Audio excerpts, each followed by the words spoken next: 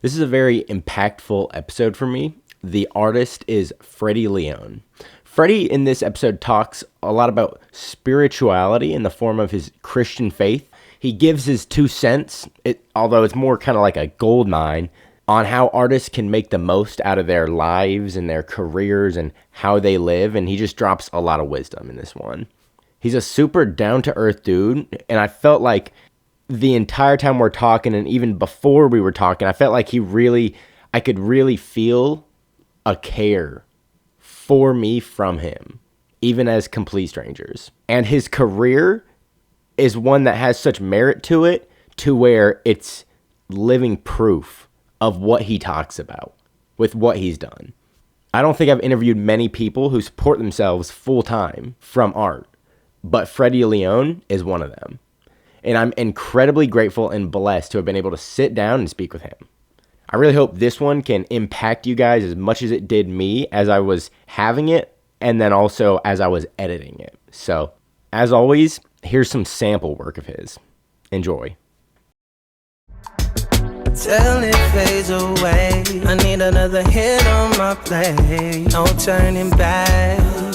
Let me get closer to you, girl. Invite you on a trip to my world. Then do you believe in love at first sight? And for the first time, though, I just might.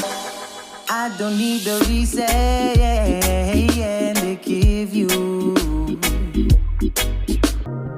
a sharp attraction. The memories bring back eyes are closing.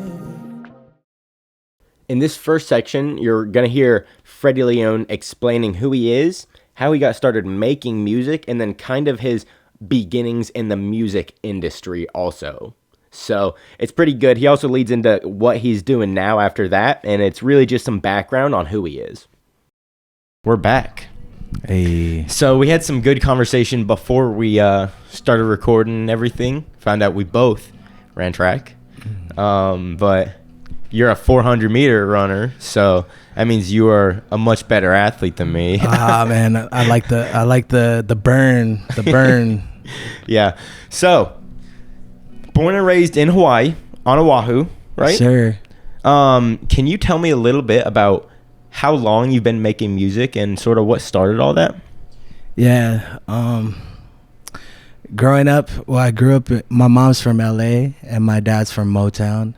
And we always had music constantly playing, and me and my sister. So I have two siblings. I have a younger brother and a younger sister. But my younger sister, me and her would just be walking around the house while the music's playing and kind of just singing, like just singing along to the songs. Yeah. And we kind of just got comfortable doing that throughout the years. And I was still too shy to pop out and like sing in front of people. Yeah. But it started at a early age, and then like as school would go on, I would always have music in my head. Even when class was going on, I would be on my desk with the pencil, playing Grinding. You know that song Grinding? Like clips. It's like that iconic beat. It's like it's a beat that everybody like hears when they like think of like just like a beat, and I would just be like doing that constantly. I probably know it and probably just can't think of it. Yeah. It was like a old like for real beat, like back in like maybe like 2001 2002. That's dating me. But it was back in the time of black and white TVs and dinosaurs and shit. close But yeah, I just it stuck with me, and I kind of intertwined that with like sports and stuff throughout the years. And yeah, so yeah, my whole life I've been doing music to some level. Yeah. And at this point it's like now it's full-fledged. I'm just doing music, so it's a blessing. I'm blessed. So. Hell yeah. Also I'm tripping. Alexa, volume down 2. Volume up. Alexa, volume up 1. That'll be good. Playing and you can't hear it. Sometimes Alexa be one of them. I ain't trying to. Yeah. Alexa, shuffle my relax playlist. I want it on, but I don't want it. All right, yeah, it's tripping. But yeah, man. So when did around what age did you start? Like, you said you weren't at the point of performing in front of people. At what age did that kind of start? After high school, so about like 17, 18. Cause like every time I try to pop out and sing, like my mom would want to put me or my dad would want to put me in the choir, and I was terrified by the choir because it was like I like the like open mic vibes. Yeah. And the choir was like formal. Yeah, that is. And like really like, you know what I mean? I appreciate choir like things because then you learn like the technicals and like how to sing alongside other people. Yeah. But at that time I just wanted to like just vibe out on you know what I mean, and Yeah, just like definitely. sing. So yeah. Yeah. Yeah. So were you ever part of choir then, or you always escaped In it? college, that just brought up a memory. In college, I was studying like music as an option, and one of the requirements was to do the choir thing and like be a part of or take the choir class. And so here's me from Oahu joining a choir in Nebraska, and so like that was very interesting. But it shout out to Shattered State. It was a good experience. I got to like we traveled to a couple places, and we did like a couple shows around that area, and it was cool. It was cool. Yeah. So then that leads me to like, what type of work are you doing now? So right now I so with music I do a lot of writing. I do a lot of I play a lot of gigs around town, around Waikiki throughout the week, and yeah, that's kind of like what I've been doing. But my focus has been like just writing music and building up experiences with like my own life. Yeah. You know, I'm a father, I'm a dad of two, and I'm a husband, and so it inspires me a lot to write. And so I write about that and different experiences I've had in my life. And so I'm blessed to be doing this, to be able to do it full time. And yeah. Does that answer you? Yeah. Yeah. So you talk a couple times now. You've talked about writing, and more so than a lot of other artists who I speak to. Yeah. So what does writing kind of mean to you? And I know a lot of artists like to punch in and don't really write their stuff much. And you said that you write for other people. Also. Yeah. So can you talk to me a little bit about that? Yeah. So I've had the opportunity to be in a camp. Shout out to Hawaii Songwriting Festival and Hawaii Immersive. This experience kind of changed my life, and showed me the possibilities and my place and my worth in the music industry. And I went to this camp and I was able to write with 3 other people, and we wrote a song that made it all over, like sync. So it made it all over like Netflix and like yeah. So that kind of opened my eyes, you know, like to just, okay, if I'm out here stacking, you know what I mean, stacking songs and like, you know, doing it like that, you know, like I'll be at a place where I'll have a catalog for everything. You know, and I'm kind of all over the place. Like I like all the songs that you've been playing. Yeah. That's my vibe. I'm big on church. I like a lot of worship music. Yeah. I play a lot of worship music around the house. And I like Post Malone. Yeah. I'm all over the place. I grew up in Hawaii. I love reggae music. I grew up in reggae. I was in reggae bands. Oh, wow. Early on. And my next song is actually about to be reggae. I'm dropping it at the end of the month. It's called NFT.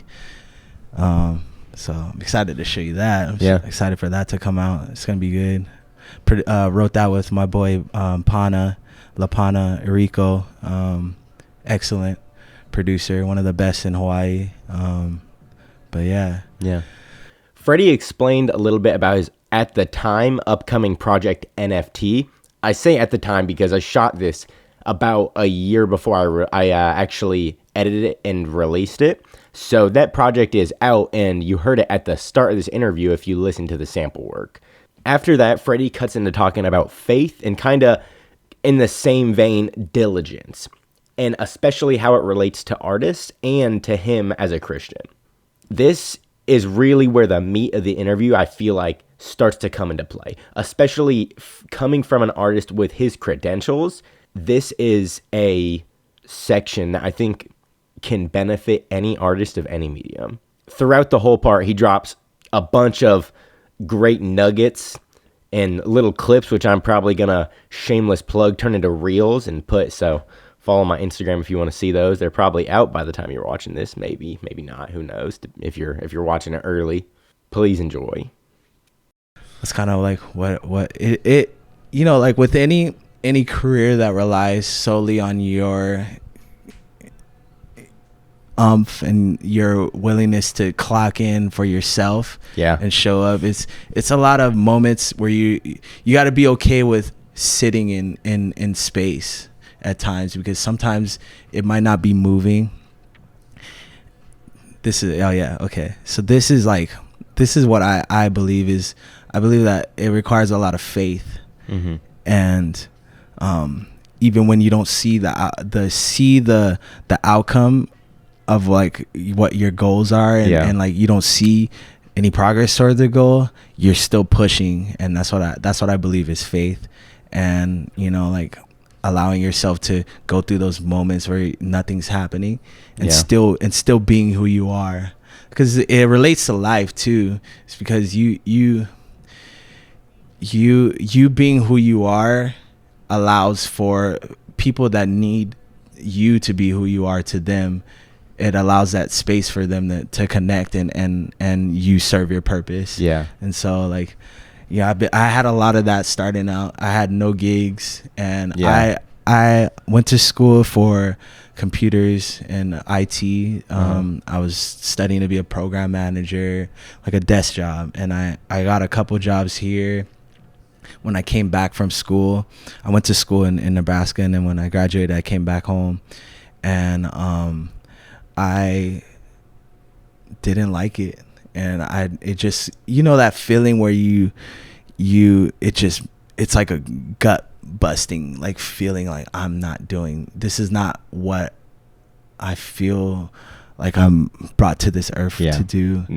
And I had a moment where it's like, okay, I'm gonna put in my 2 weeks.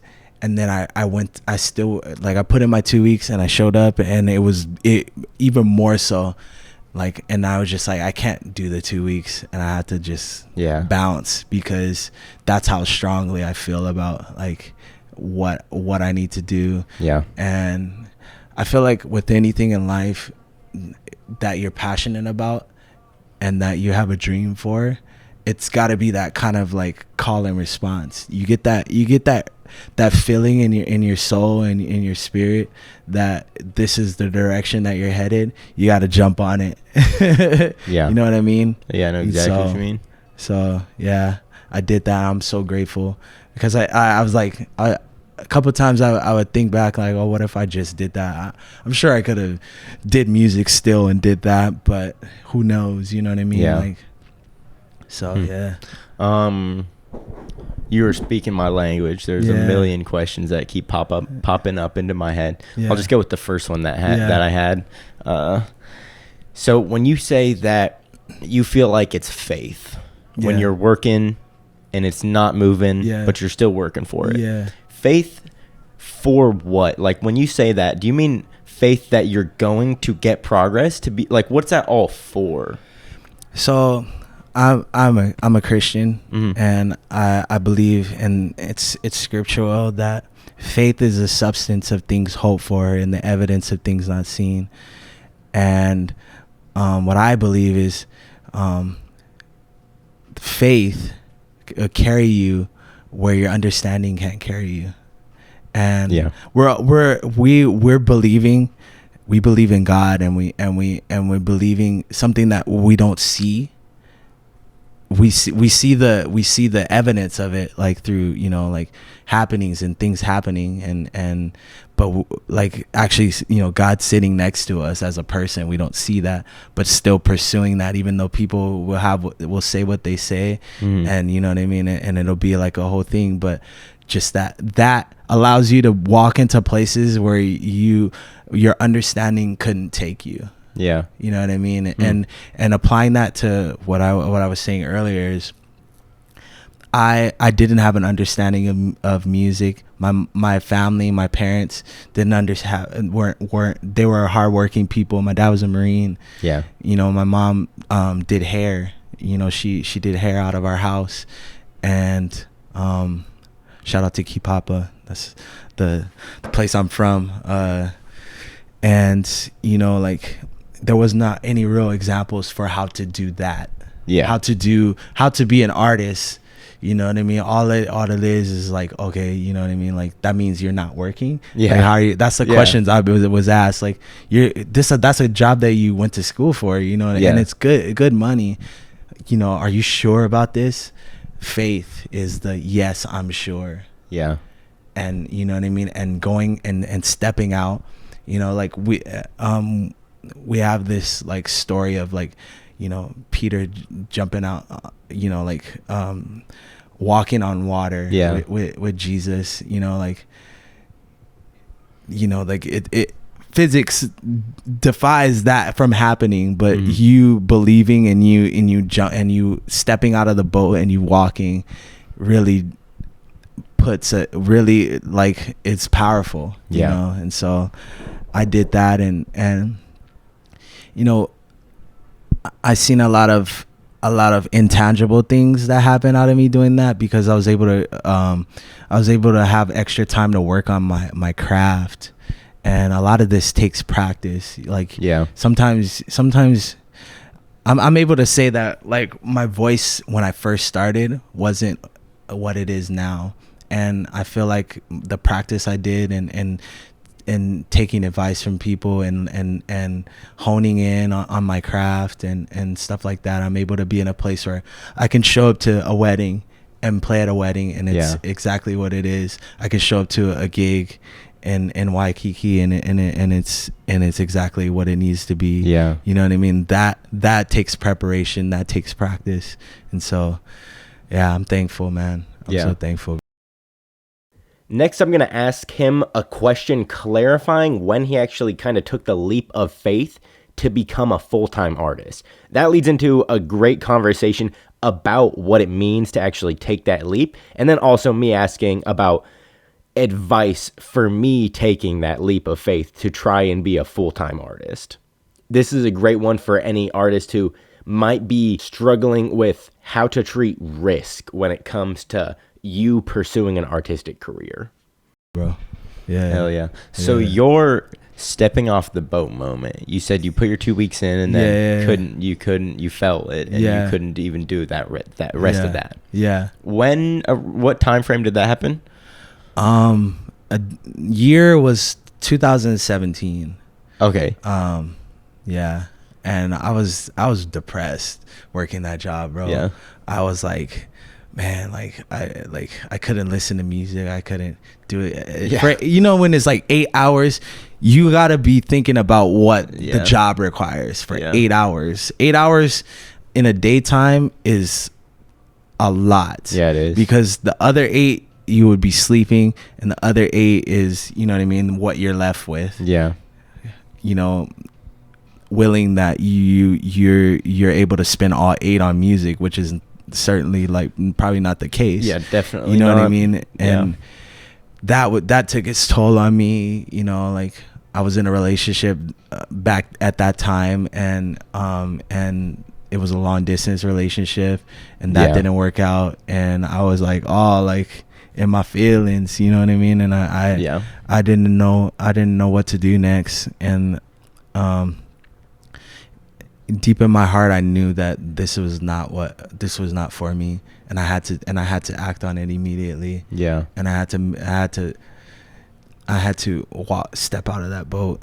And when I did that, when I say immediately, the next thing that I needed to do was right there. And I met my booking agent. I met people that shout out to Gate Key. I met a lot of people that believed in me and what my potential would be, and I created a way to be able to do music and just be able to have the time to work on my craft and the really important stuff. So yeah.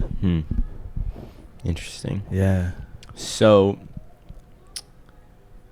from my perspective of, in October, I'm going to be taking that step and I'm going to be doing this full time. What advice do you have for me? Man, I have advice, but more so I want to congratulate you, because not only was this season in your life beneficial, like serving our country, which I appreciate you serving. You know, my dad was a Marine, like I said, and that's a very special place in my heart, like the Marines and all of that. And you serve your country, bro. You know what I mean? And most, you know, you wouldn't, because you're in Hawaii right now, you know, and you're enjoying the island life, but it's a sacrifice, bro. You're leaving your family, you're up and going to an unknown place, and you are a part of the unit, you know what I mean? And for, you know, the amount of time that you've been in, and that's deserves praise. Thank you. I appreciate you for that. And the advice I say is just keep trusting what's in here, because people don't know what your destiny is. You know what I mean? The destiny is here. You know what I mean? Like, and honestly, I can tell you what you're supposed to be doing just by watching your previous videos and being very interested, and I'm like, man, this guy has been doing this for years. I didn't even know you're in the Marines till we walked in there. You know what I mean? Like, I felt like you've been doing this. You know what I mean?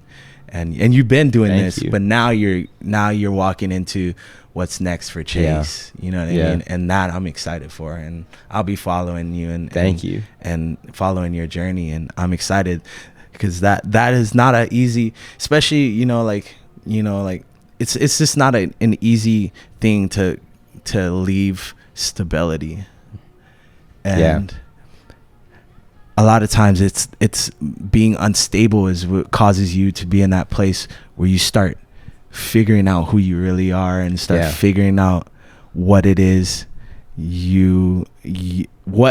how you're gonna be doing it, because the how is almost as important as the what.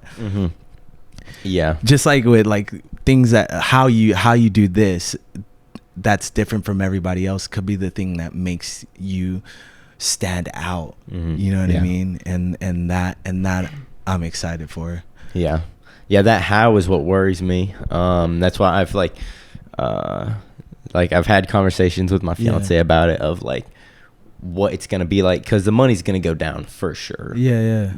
As I take that leap, it's gonna take a while before that money get back up good. And like the main things are to keep her in school. She's studying to be an optometrist right now.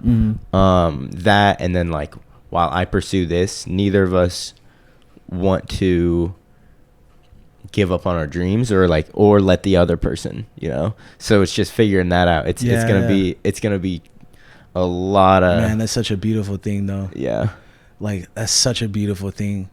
Two people align with each other and they're just grinding it out. It's not gonna be perfect. It's not gonna be a box of roses, and it's gonna be tough because you're both going on a journey together to be who you are. And just that alone is beautiful. You know what I mean? And dude, congratulations. Thank you, bro. I appreciate that. That's freedom, and freedom is, you could do a lot with freedom, bro. You can do a lot with freedom. It's painful at times, and there's a lot of what ifs. But the what ifs, as long as you know as long as you hone into who you are and why you do it, you know what I mean? Like, this is establishing connection, you know. Yeah. I just met you and we're like establishing a connection right Yeah. now, you know what I mean? And being able to be in a place, faith, like being able to be in a place where you don't know, you only got one piece of the puzzle, Yeah. and you're just putting pieces on that board, you know what I mean? Okay, I met with this person, boom, that's one piece. Yeah. You know what I mean? But I don't know what that means. I don't know what this person can do for me, but I met with this person and it felt Yeah. right. So that's that piece. And then you start, you know what I mean? And then they start clumping together, and then you get Yeah. 5 pieces at once, and then you get a whole bunch of ones at a time, Yeah. and it's slow, and then it's fast. It's there's beauty in there. That's the art, man. Yeah. Like the journey. You're able to phrase that really well. That you said it a few times now. I forget what the exact word you used earlier was, but one, faith, and then not knowing what the next step is, but just Yeah. trusting, and not knowing how it's going to work, not knowing the how. Yeah. And like I said, the collecting puzzle pieces, you only get one Yeah. at a time, can't see the whole picture, Yeah. but it grows and starts to show some. Yeah. I get that heavy. Yeah. Yeah. Because the world will tell you to rely on facts with your decision making and where you go, but what we're doing right now, what you're gonna be doing, is defying facts. Mm-hmm. Because Yeah. the fact is, like, you know what I mean, like, you know, facts are gonna come at you like, you know, this doesn't make sense. Yeah. Why are you doing this? Yeah. Exactly. It doesn't make sense because it hasn't been done yet for me. You know what I mean? It hasn't been done yet for you. So it's like, in this next section, Freddy talks a little bit about why he loves starting things, and that as it relates to him being a part of starting his church.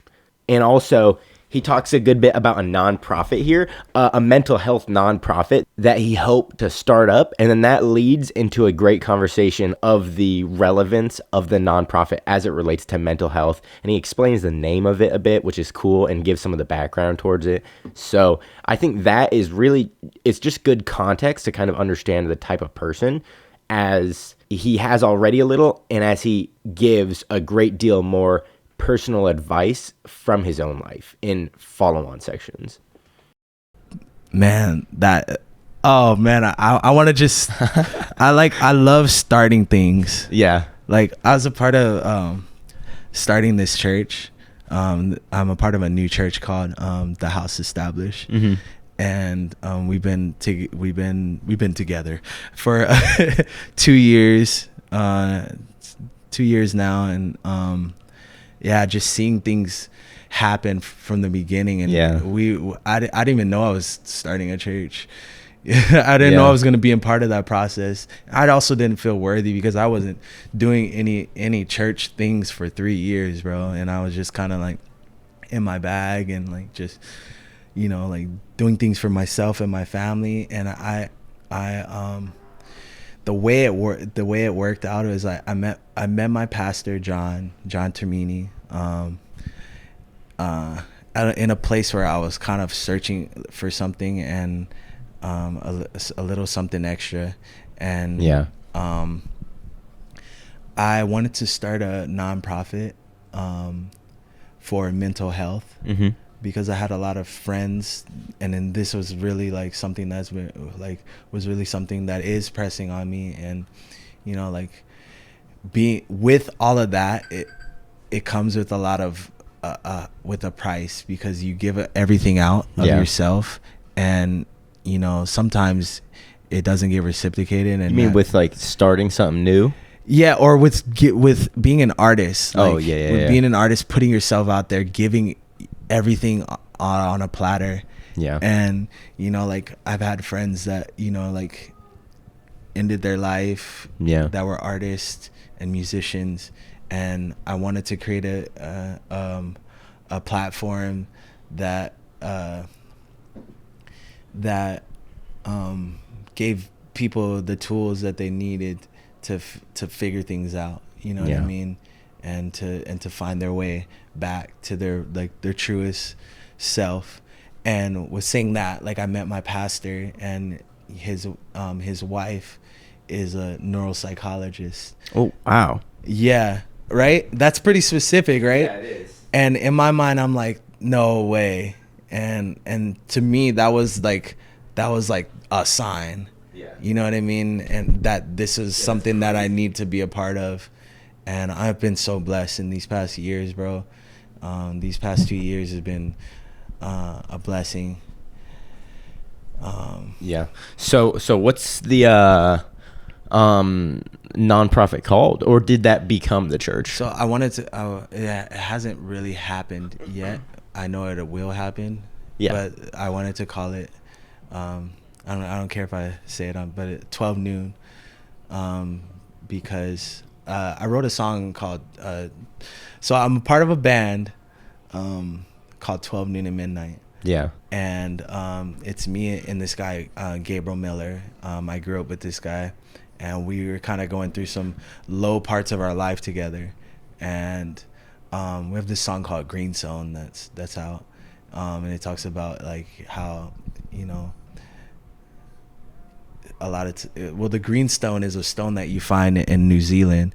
And you know how like with diamonds you pick it and you break it and you got diamond cutters and stuff like that. But greenstone is like if it's formed by the rivers, and the rivers kind of like erode it and make it into like the stone that it is.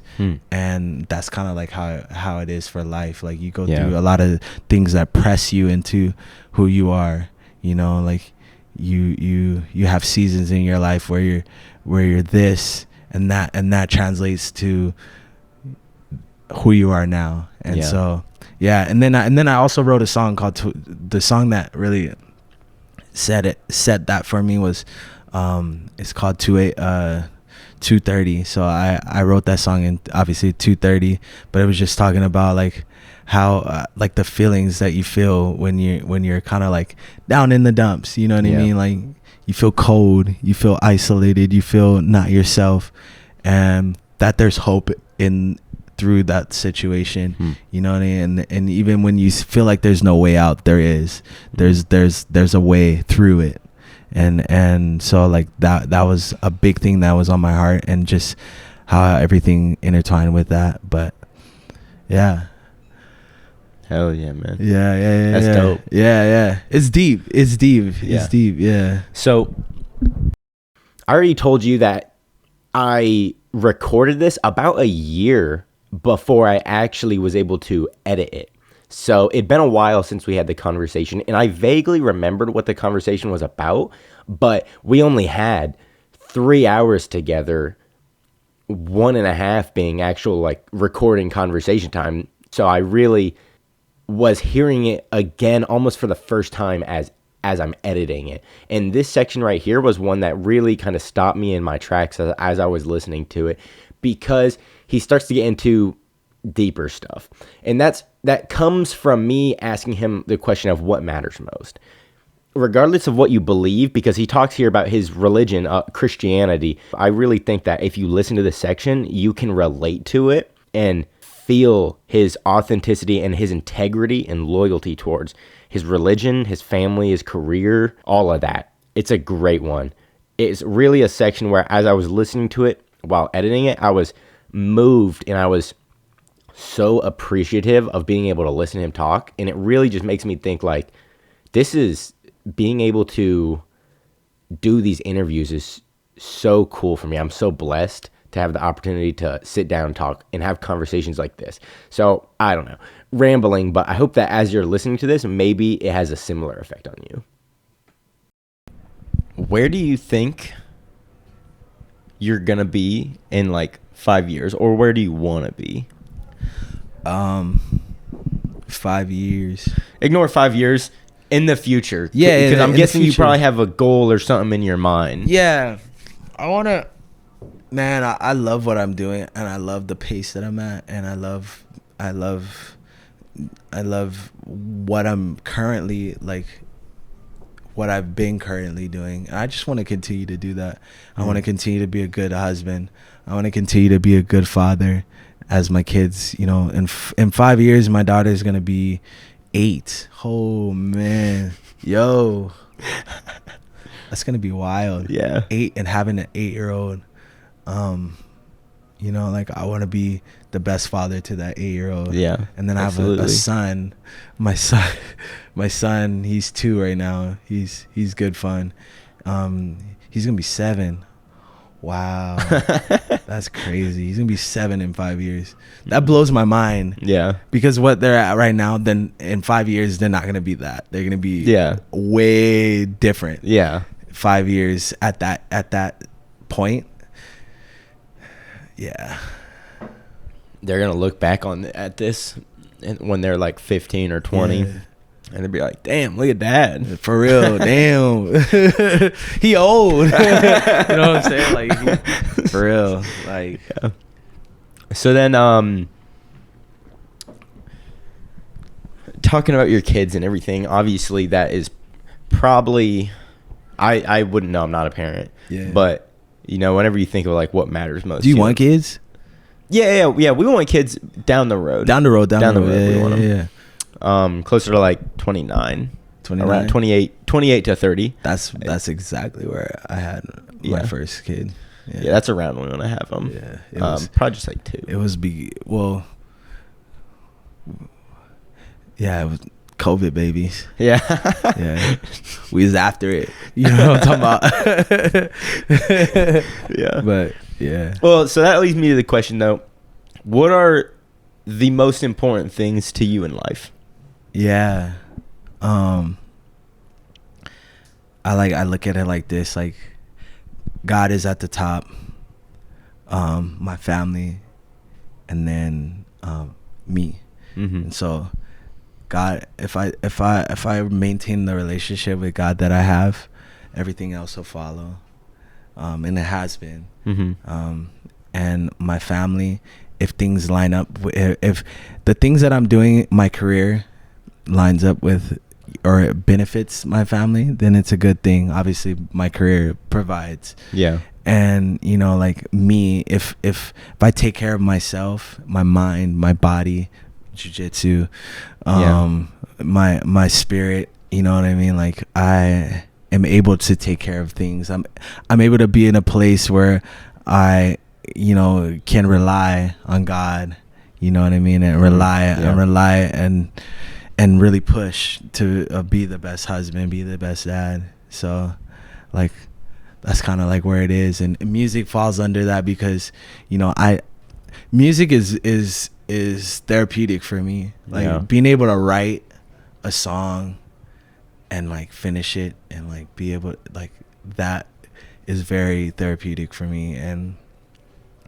And music to me reflects, you know what I mean, my relationship with God, you know what I mean, whether, because I write secular music. I don't write worship music. Mm-hmm. I am gonna write worship music, but some people would say that it's indirect worship because, you know, I write a lot of songs about my wife and my kids, and this song. So I have this hat. It's called Bloom. Yeah. I wrote this song about my wife, and just, you know, like so the song starts off with like talking about sleeping grass. You ever seen sleeping grass where you touch it? Oh yeah, and then it kind of folds in. Oh yeah, like, yeah, it folds in. I was thinking to the opposite. Yeah, the stuff that was in Jurassic Park. Yeah. You know, like when things happen in life, you know, like events that, you know, tough struggles in your life, you know, like you develop a defense to it. And, you know, like my wife, just seeing my wife thrive and be a mom, it just shows, like, it shows how you know, like, she was meant to do this. You know, she's meant to be a mom, and man, dude, when that happens for you, you're gonna be like, you be looking at your wife and you'll be like, damn, you fine. Like, you know what I mean? Like, it's like, yeah, like being at gigs, like when I'm at gigs, like I'm ready to come home because I, like, in my mind, I'm like, dang, my wife is at home with my kids. Yeah, you know what I mean? While I'm out here, you know, just singing, you know, and people are like kind of like praising me, you know, for being an amazing singer or whatever. And you know, like I'm just grateful that my wife's, you know, my wife is taking care of my kids. Like I have a lot going on for me, you know, just constantly reminding myself that, like, and you know, like it's a good thing, man, having that person, bro, that rides with you, you know. So, for sure. Damn. Yeah, that's powerful. Gotta have that ride or die. Ride or die. Leading off from that last section where we get really deep about family and life and spirituality and everything like that, in this next section, I had a weird struggle to try and kind of ask him the question that I wanted. But basically, I was asking him about his values. And the value that he brings up is being joyful. And then he goes on to talk about why he feels like it's so important for him to practice being joyful and being the type of person who practices that with how he interacts with other people. So you'll be able to hear that I was really appreciating it, because I start yapping in this one, and hopefully that doesn't make you click off, but I hope you enjoy. So what would you say do you think are your most important values then? So I asked I'll clarify the difference between like asking what's most important in your life. And then what do you feel like the most important values for someone to hold are? In term, that's just... trying to clarify values, what I mean by that, rather than what's most important to you. I guess, I don't know. Do you have anything that pops in your mind when I ask that? That's a good one. Because values are kind of, I feel like that kind of puts more of an emphasis on traits, personalities, choices, rather than traits. Almost more like decisions. You know what I value? This is not the only thing that I value. I value joy. I value joy. People that know me know that I'm like a happy-go-lucky person. And some may say that I avoid conflict. But I really value joy, bro.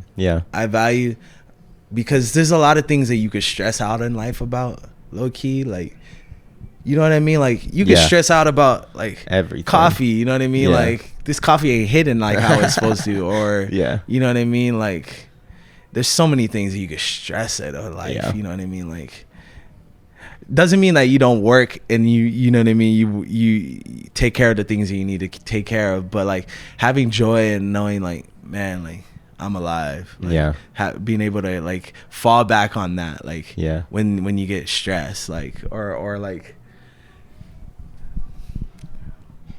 because a lot of people are like, when you scroll on Instagram, somebody's coming at somebody, like, you know what I mean? Like, somebody's coming at, or an idea, somebody's coming at it. And, you know, everybody's got something to say about somebody. But like those people that is not really worried about, you know what I mean? That just loves on people and is not worried about like, oh man, she said this, or he believes this, or you know what I mean? Like, I pride myself in that, and I pride myself in just loving on people and love, you know what I mean, and just, you know, having joy. How about you? I mean, what you're saying right now is, it's hard for me to give one answer, because I feel like all of the kind of skills and traits that you need to practice in order to like achieve your goals and learn to be present and in the moment, I feel like they all relate in terms of making yourself a whole, all-encompassing, like, healthy person. When it comes to your career, when it comes to physical health, when it comes to mental health, spiritual health, especially when you talk about joy, you know. I feel like joy really relates to having something, you're like a goal or a purpose. I feel like having a purpose is something that I never wanted to get rid of when I was a kid, you know? And I always wanted to make sure I wasn't working, ended up a 9 to 5 where I didn't have a purpose or anything, you know? And I feel like when you do have a purpose that leads you to, like we've been talking about, leads you to jumps and stepping out on the waters. Yeah. And even, I feel like that relates to everything, like having joy. You can't maintain the level of, at least for me, I know I would not be able to, and have not in the past been able to maintain the level of work and consistency and creativity and ingenuity that I've needed to make the leaps to get where I am. I wouldn't be able to maintain those if I wasn't able to look at setbacks and failures, because Lord knows you're gonna fail time after time. I feel like I wouldn't be able to keep doing that if I didn't force myself to adopt a mindset of happiness even when I'm confused and I'm lost and I'm scared, you know, because it's like, it goes back to not having the answers, you know, like, can you learn to be happy when you walk towards something you know you want and all you get is a little puzzle piece that doesn't even fit the puzzle you have, you know? And then I don't know, but I can't really take credit because I love what I do, and I have, over time, I've gotten a lot more external motivators as I've kept doing it, and that is, you got to be grateful for those, you know, because internal motivators, that's what you need, especially to start something, because there's no proof of concept. You got to wake up in the morning and be like, oh, every morning when you're an artist, every morning it's like, you know what I mean? Yeah, you have your schedule and your stuff that you write on the thing. Yeah. But really, every morning is like, what do I do? You know what I mean? It is like, even though you have a schedule, like people will say like, I have all of these things lined up, but it's like your first thought is like, you know, because like when you're clocking in, it's like, okay, I just gotta clock in. Exactly. You know what I mean? It's like, but it's like, you know, if you wake up and just decide not to do that thing, that could totally alter you. You know what I mean? Like when you're an artist. So it's like, but I love what you said, man. Like, and I can even point, just I don't know you that long, but I can point out a few things as like, you know, like here in this section, Freddy Leone begins to talk about the military and then how it relates to his father, because his father's probably the main subject of this next section, and how Freddy views his father, and kind of gives a little recount of his father's actions, and also how it led to Freddy living in Hawaii. You decided to be a Marine. You decided to be a Marine because you could have joined the Army.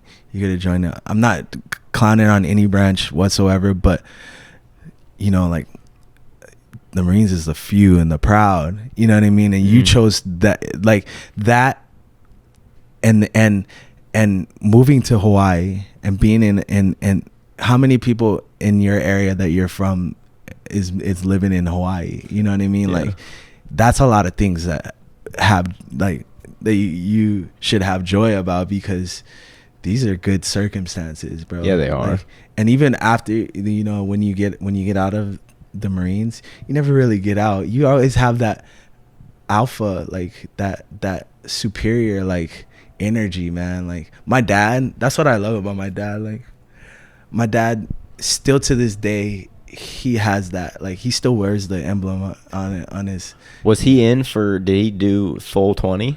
No, he did 4. Oh yeah, because he wanted to my dad's from Detroit. My dad's from 7 Mile Road, so he's from the hood. He didn't want to go back over there, so he wanted to raise his kids here in Hawaii.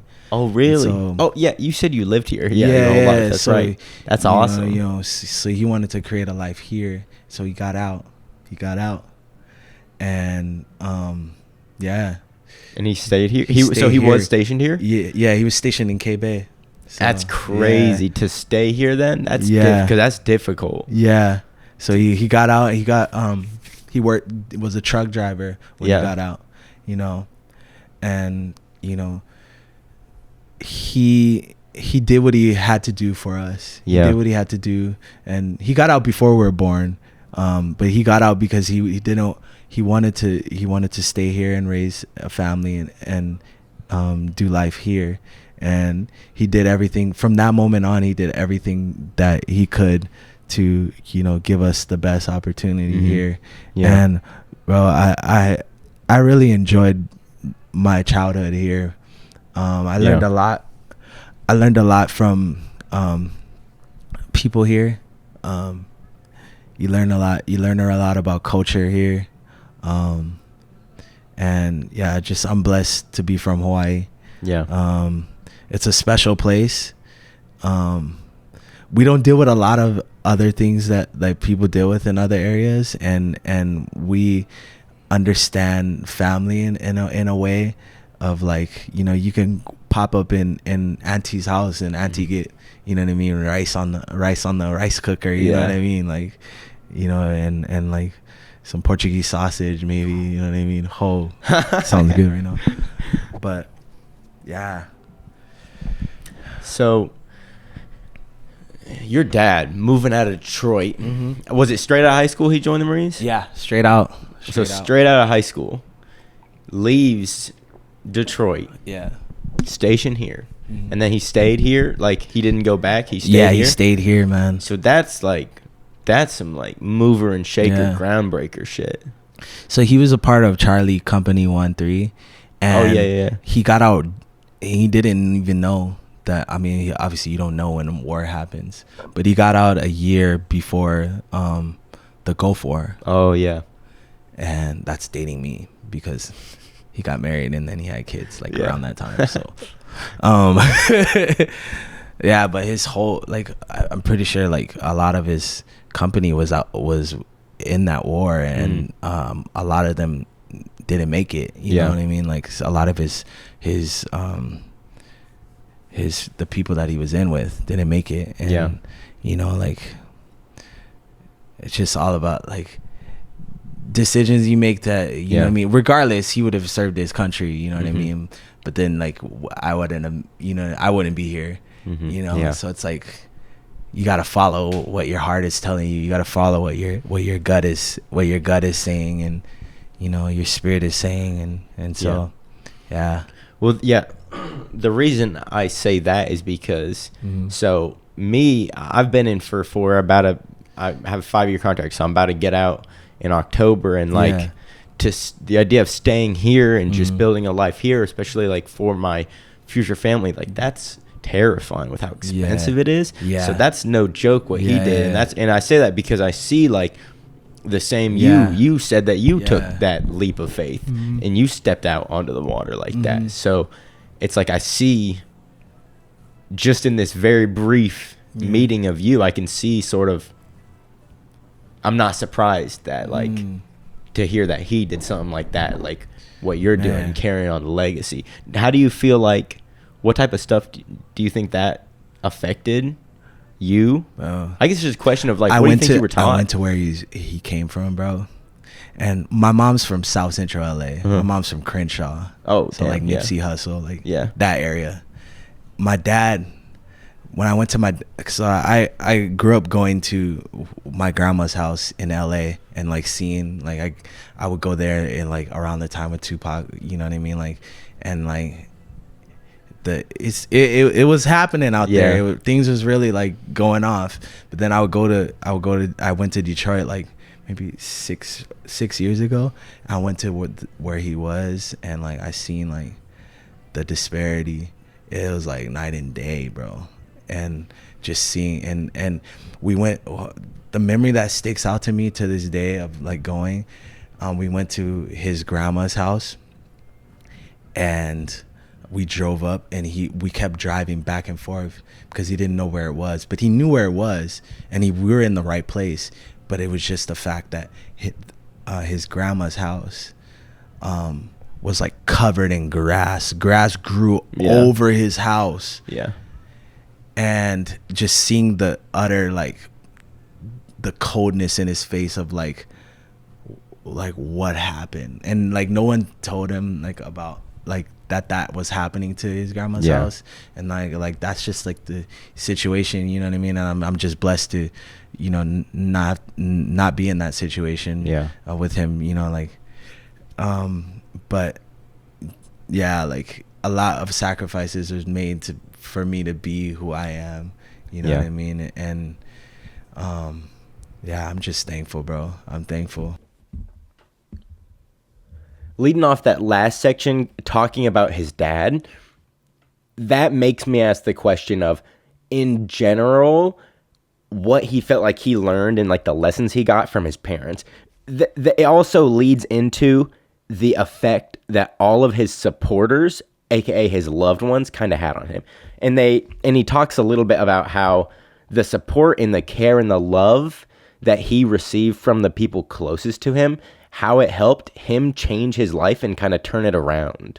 So I think that's a big theme that you can see resonating throughout this entire interview, is the intentionality that he holds in his life. And he explains here a bit of why that is.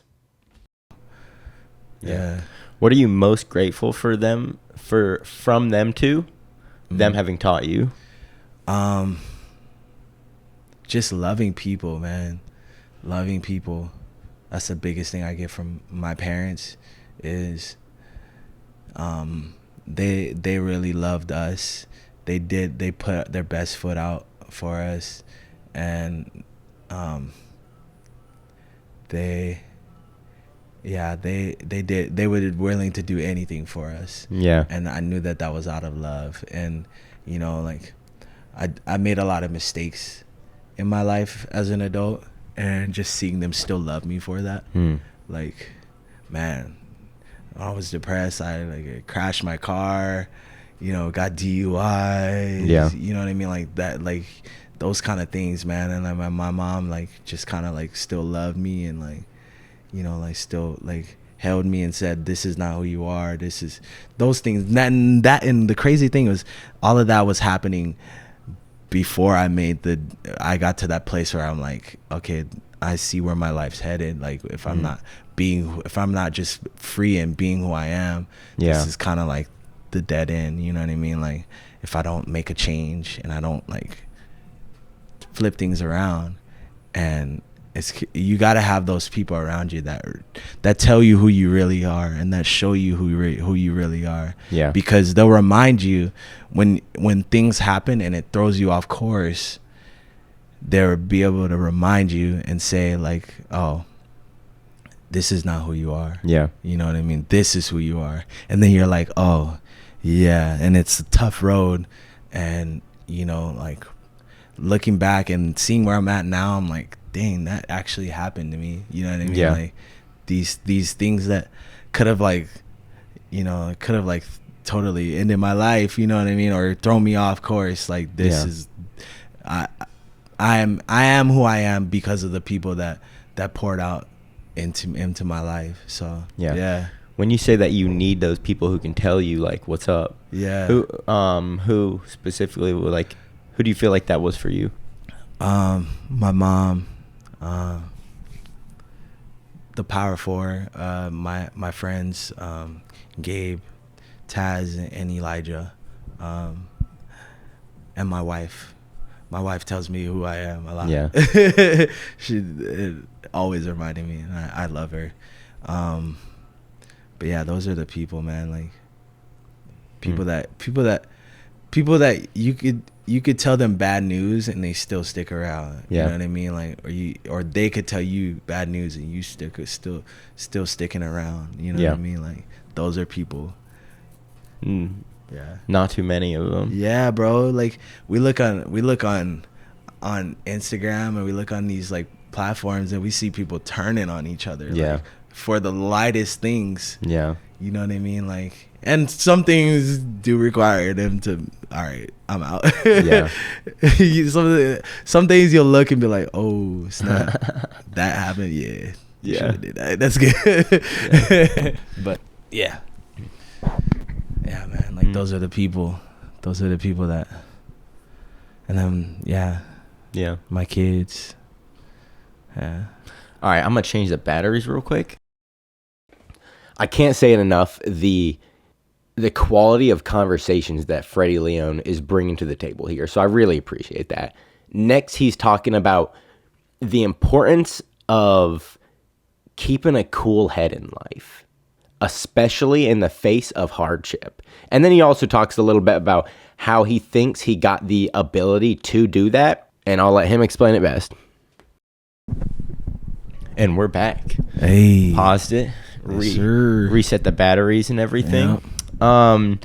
So the question I had before we went to the break was, you've mentioned it a couple times now. Mm-hmm. You've talked about loving people. Yeah. So how does loving people fit into the life of somebody who's trying to pursue freedom, like career freedom, and pursue what they love? Man, I feel like the biggest part of life is just keeping your cool, and you know how they used to say, keep calm and press on. Like when you have a love, you're able to see those things, see the best out of people instead of always picking out what's the worst in people. I mean, still being that person where they can rely on you for advice, but at the same time, like being that person that, you know, you're just going, you're not fazed by the little things. And I feel like that's a big trait to have, because you won't get thrown off by like the littlest things or the biggest things. You still pursue. I don't know if that answers, but yeah, that's what I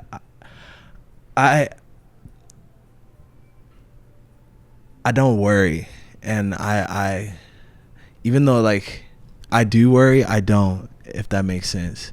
Like, yeah, I don't really know for a fact like what's gonna happen, but I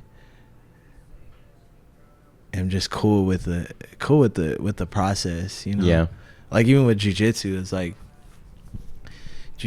like you don't know anything, you get beat up by everybody in the moves, and you just gotta be okay with that for a while, and then you start learning one thing, and then the people around you get used to their movements, and so you kind of figure out what they like to do, and so you don't do what they want you to do, and then it kind of just becomes that game, you know what I mean? Like, I don't know if that translates to what I said, but just like going with the flow, you know. Yeah. Did you have to learn how to be the type of person who just like doesn't worry and is able to experience life as you go through and trust the process and have faith? I think it came from my parents, to be honest. Yeah. Because my parents, we didn't have a lot of money growing up, but they weren't worried. Like, you know, like we would lose cars, like, you know, and our like cars would get repossessed. Like, we got one car, like we'll just go and drop my dad off in the morning, and then, you know, like, and then we'll just go, you know, like my mom would drop us off to school, and then it was cool. Like, we didn't, you know what I mean, we're like just on to the next thing, like just what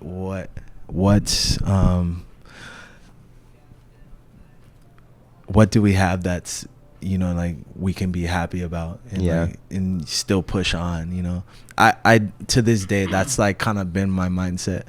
And I noticed that I would go through, you know, stints. I'm not getting gigs or like you know, leads aren't coming in.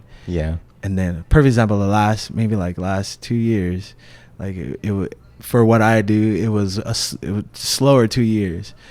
But like this year, like, you know, like things have just been like within the first 2 months, I'm like, oh, this is different, and still just keeping my head on my shoulders, and you know, like, you know, being able to just still keep that level-headed mindset.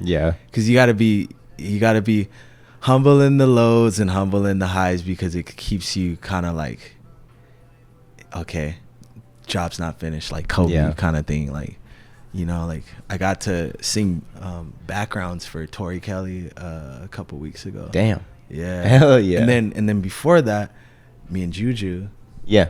did the Trey Songs. Oh for yeah. the New Year's thing. That's dope. Like Trey Songs is like for R&B is like a big deal. You know what I mean? And I used to like, man, like why is this stuff like trying hard? You know what I mean? And kind of like it just happened when it happened, and it kind of just fell into place. And just knowing like those things is gonna fall into place. Yeah. You know what I mean? As long as you're just taking care of yourself, taking care of the things that God is giving you, and taking care of like the things in your life that are important to you.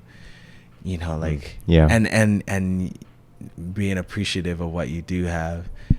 Like time flies in that moment, and you just end up, you know, being okay with where you're at and just going through that process. Yeah. You're doing the things, you know, you might be learning a new program, you know what I mean? And as you're doing what you're already doing, and you start, oh, this works for this. Okay, maybe I'll just use that for that. And then, you know, somebody calls you up and is like, look, we need this. Yeah. You know what I mean? Like, and you just so happen to be working in, you know what I mean, in that, and that lines you up. Okay, we need you. Can you do this? Can you come here? You know, like that's our industry, bro. Yeah. Like you got to be able to be in those rooms. Like how I said earlier, I got that actually from my pastor, that term. I'm a professional alley hooper, and just like setting people, you got to learn how to set people up for wins. All right, this next section that's coming up is the last section, but it's by far the longest. And it's because Freddy brings up the great topic of being a benefit and an encouragement to other people. And he gives a lot of advice on being the type of person in the room who you can help others and bring them up and be a positive influence on them, why it's important. And then I ask, how do you actually do that? And that whole conversation is just back and forth. It goes on for a while, and it's great. I think you'll want to catch every word that he drops, because it's just a gold mine. And you'll see the conversation that I was hooked on his words, and that it was great, because I was really just personally asking as a leader, because leadership is a big part of the conversation, how I can do better what he's describing. And then after we get all through that, there's a much shorter section at the end where we hit the classic questions of social media handles and any last words he wants to leave you off with. Yeah. You know what I mean? When you set when you set people up for wins, you become that person that people benefit from your like you being around them. Yeah. And that always comes about. Not even materialistically, yeah. They benefit from you. You see the returns in that over a course of time.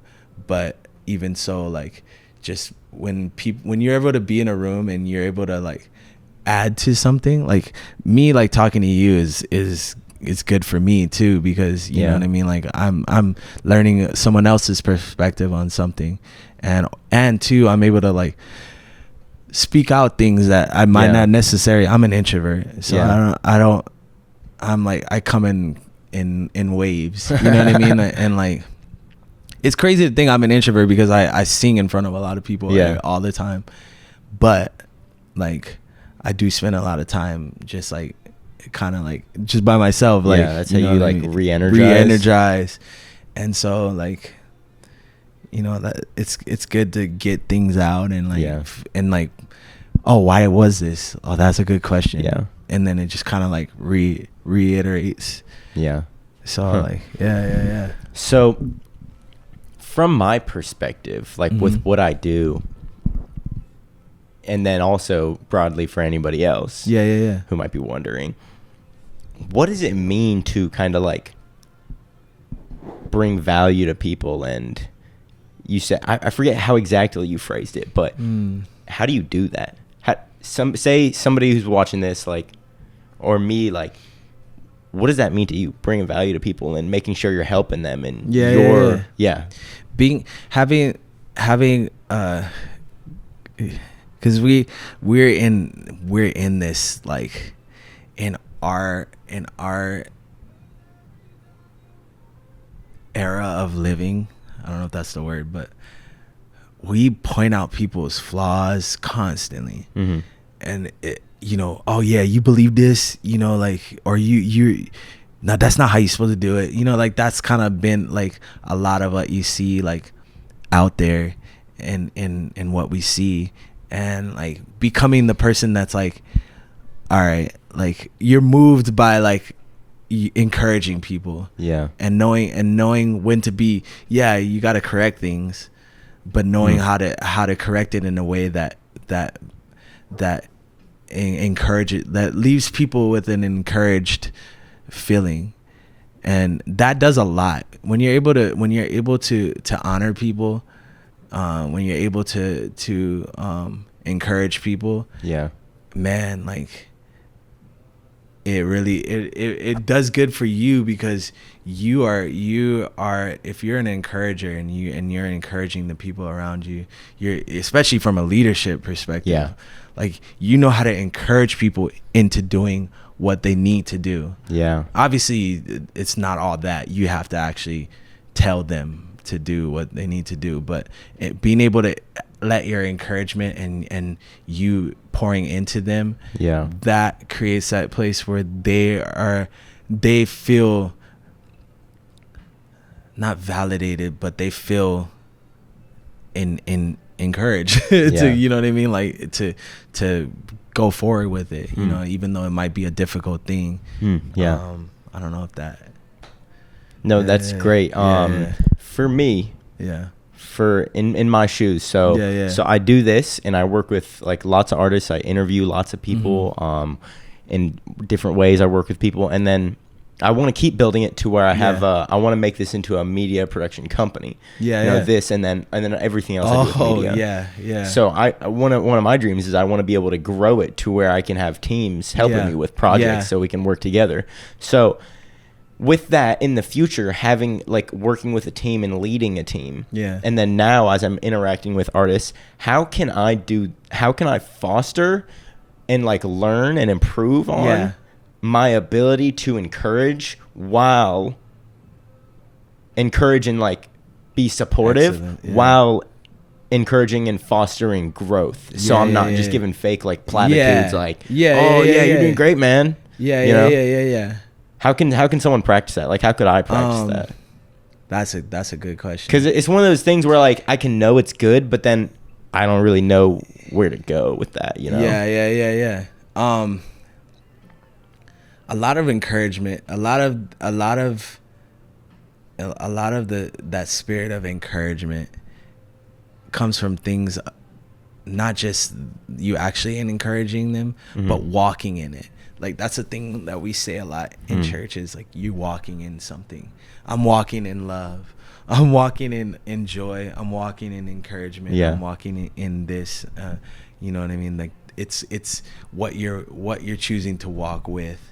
And if you walk with that spirit, you might not necessarily be encouraging them. You might not be encouraging them. Encouraging them. But if you're walking in that spirit of it, when you have to say the difficult things, the fact that you've been walking in that and it's coming from inside, the way that you say it will be in a way that they feel loved and they feel appreciated, even though you're telling them like, you got to do this, but your actions and how you chose to be a leader reflects. If it reflects an encouraging spirit, even if you tell them bad news or you tell them something hard that might be a kick in kick in the ass, they will see that, and then they'll want to honor you.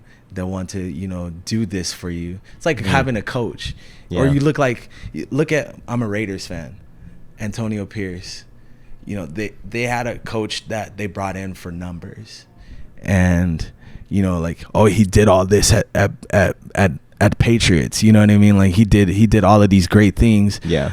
You know, like, why are we? You know what I mean? Why is things not clicking? It's because, you know, like, he didn't have the locker room. You know what I mean? And I feel like this is kind of like going in a different direction, but I feel like your team and the people, your group, Chase's group, Freddy's group is a locker room. You know what I mean? Yeah. And you know, if you're just like shouting out things, it's good to be to the point though. It's good to be to the point. But like, if the spirit of your group and your team is, you know, like rooted in these good things like love and you know, like, there's a lot of things that people would do for you that they wouldn't do just for anyone. And it comes out of like the insides kind of things. And I feel that way here. I feel that way like when I watched your interview with my boy Juju, like I felt encouraged. I felt like I learned something. I felt more understanding. And a lot of it had to do with Juju is an amazing artist, an amazing intellectual artist. Yeah, great businessman, everything. Great businessman and everything. Like, you know, like a lot of it had to do with you and like what you're doing and how you're doing it. The little details of how you're doing it matters. And you're going to be, I speak this over your life, you're going to be in bigger rooms. It's going to happen. You know, you're going to be in charge of, and I'm sure you've been in those kind of atmospheres with what you already do. So that's prepared you to do it in the way that you know how, and that fits you. Yeah. And just knowing that you have to get to that place where you can tell people to do the things that you're doing, and it be to the level of of who you are and what your team stands for. Yeah. And dude, I feel like I know your dreams is what you set yourself out to do. I know it's gonna happen just because of I believe in what you're doing just based off of what I've been seeing, and I know that you got something special. And that's the most important thing, because nobody wants what everybody else is doing. You know what I mean? It's not what everybody else is doing. It's just how people are doing it. Because then you're hitting different people. Like, because me and you, we have things in common actually, but we might not have a lot of things in common. Yeah. But I get it. You know what I mean? I get how you're doing it and where you're coming from, and it's interesting, and that's a connection. You know what I mean? And we're just creating connections. Whenever I sing a song and I write a song, I know that people aren't going to connect with it, and people are going to connect with it. But my job is to just take something that I've experienced in my life, or create scenarios from an artistic perspective of things that I believe and things that I've felt, and putting it out there so that it's out there in a way that when people are going down the list searching for something, they click on that. And it takes them right to that feeling, takes them right to that expectation, takes them right to that idea, takes them to that frame of mind that they need. You know, relaxing playlist. I want to be relaxed. Yeah. So I have a relaxing, you know what I mean? It's like that's it. Yeah. I really like how you're talking about when I asked how to be the leader who can encourage people and help them improve and guide them.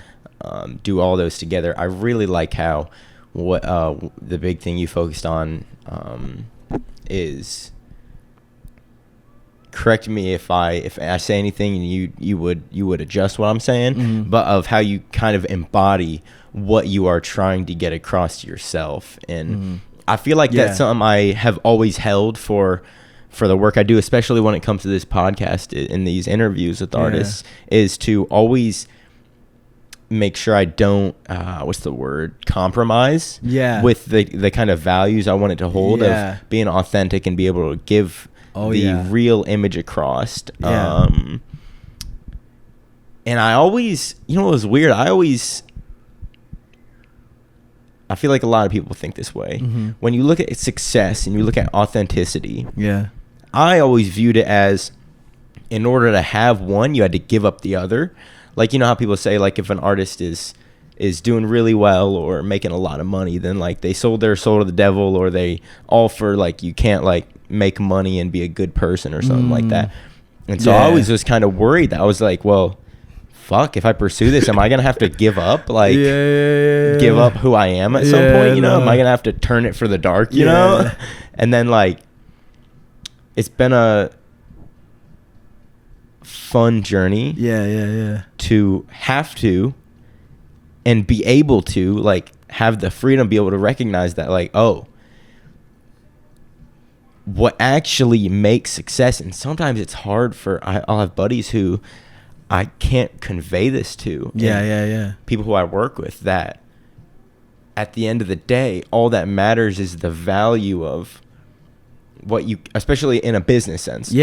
What matters is the value of what you can sell, whether it be the service or the product. And so many I've seen, and I've been there before and I've had to stop myself going down the road in different avenues of getting caught up with whatever, marketing, pitches, hooks, all that, where I can find myself falling down the slope of, at the end of the day, all that matters is I'm giving something to people that's of value to their lives and helping them improve in some way, making them, whether it can be calming them for the time they watch it, or whether it can be teaching them something. And I don't know, I'm yapping, I'm rambling. No. Hey, man. The proof is in what you do, bro. Like, what you are doing and where you. So this is the few things that I picked up on from what you're saying. Mm-hmm. You want to do weddings, big thing in people's lives. Like you. That's a pretty detailed thing. It's like weddings. Like that's a specific energy, a specific event, a specific, result. Like that is what some may say one of the biggest points of people's lives, and you want to be a part of that. It says a lot about who you are, and that might be a deep way to look at something, because some people is like, I'm just just shooting weddings, but that's kind of things that you're gravitated towards. And a quote that I live by is, you grow in the direction of your gaze. When you're honed in on things like that, like honed in on like seeing people at their biggest moments, like like you're a cultivator. That's what it tells me. Like you meet with people, different kinds of artists, different kinds of people, and you talk to them and you bring it out of them. Like you're a cultivator.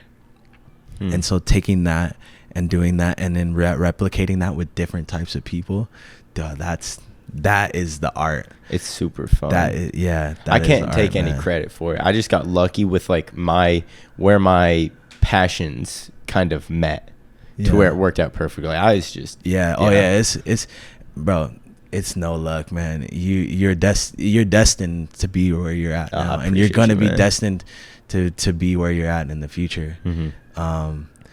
Just it's little details when you were growing up that made you who you are. To be able to be in a room with someone that has a totally different upbringing, and you're still able to connect with them, or even care to connect. Caring to connect is the most valuable thing, is because you know what I mean. It's like sometimes it's something that might not interest you at first, but you being interested in the person, you end up getting blessed by something, because it you never know what someone's gonna say or what someone's gonna do. So it's like that's the beauty of it. For sure. And that's one of the things that like about you that I noticed immediately. Was it's so hard to describe, especially because I'm not great with words. But the kind of like thoughtfulness in two senses of the word. One, thoughtfulness towards other people, and then thoughtfulness isn't the right word for the second. what's it, introspective. Mm, You seem very introspective. definitely. Like, it seems like you say what you want very intentionally. Yeah. And I really respect Yeah. that. But I yeah. appreciate that. Let's see. Yeah. Leaders are seers. Yeah. Leaders are seers. We can wrap it up though. 3 minutes left on that one. Yeah. Man, I appreciate you so much for your Yeah, time. yeah. Yeah. So what I always like to do at the end is if you could say where all your socials are, Mm-hmm. on where somebody who can find you if they're driving or something. You can find me at on Instagram at Freddy with a Y, FREDDY, LEONE _ at Instagram, and yeah, I'm on Spotify under that name, iTunes. I'm dropping a song at the end of the month, February 28th, song called NFT. Me and my boy Apana did that one, so it's gonna be a fun one. Hell yeah. Yeah. All right, and then finally, man, if you had a last thing to leave the audience with, what would you leave them with? Be encouraged. Life is hard at points, but be encouraged through that. See the joy in things. See things. Really look at things and say, okay, yeah, this might be a bad situation, or I might be going through a struggle or something. But just really just go through it, and you will notice, if you're an encouraged person, you will notice that you're able to dust things off a lot easier, because we become a people that's very quick to offense and very quick to be offended by something. And when you're when you practice encouragement and you practice being an encourager, you're not as easily knocked down by those things. And so, yeah, just be encouraged. Let's go. Yeah. Well, Freddie, thank you so much for your time. Appreciate man. you, Chase. This was great. Yeah. Being able to steal all your knowledge. Hey, same. Yeah, man, for real, I appreciate it. If you made it this far, thank you. I hope that you enjoyed it and you're able to listen and learn from Freddie here, you know. Thank you so much for your support. If you're listening, I hope you liked the episode. Make sure you get water, be healthy, exercise, and everything. Get your what is it, gallon a day? Is it a gallon a day? Ooh, I ain't even nowhere close by that. Oh yeah, man, Who like is? 8 glasses or something like. So, that's like the bare minimum. Yeah. So this is your reminder to get some water. Yeah. You're probably not there. I'm not. Stay thirsty? No. All right. Thank you guys so much. Pause. We'll see you next time. Man, I appreciate you. That was awesome. man. Yeah, I'm excited. And there you have it. Thank you so much for sticking with us to the end of this video. It was an amazing conversation with Freddy Leone. As you heard, he gave his handles there, his social media handles, and everywhere to find him. Please, go follow him, listen to his music, add it to your playlist, your driving playlist, whatever, your relaxing playlist, studying playlist. The support means more than you could possibly know. Regardless, just watching, making it to the end, listening, really appreciate it. You couldn't know how great it is for me to know that people are enjoying these. If you like this interview and the conversations that we hit, I think you might like my interview with Nick Amari, which is on screen now. That's another one that dives a lot into values and how strongly Nick Amari views the world and how he cares about the people around him. And that is another one that has just bangers of nuggets like throughout the entire thing. Thanks. Bye.